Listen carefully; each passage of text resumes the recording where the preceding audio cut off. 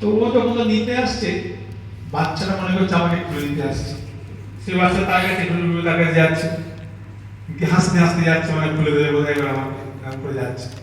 বাচ্চা তো জানে না যে সে চোর। কেন না, বাচ্চার মধ্যে তো ওই ভাবটাই নেই, ওর ভাবনাই নেই, সেই জন্য চোর ভাবে না।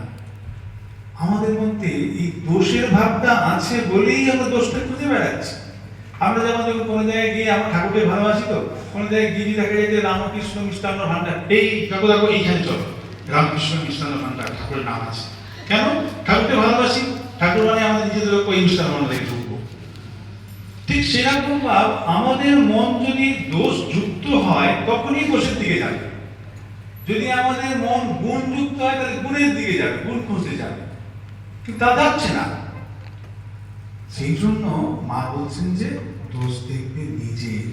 অর্থাৎ বিচারটা কেমন হবে, যে প্রত্যেকটি মানুষই তো দোষী গুণে।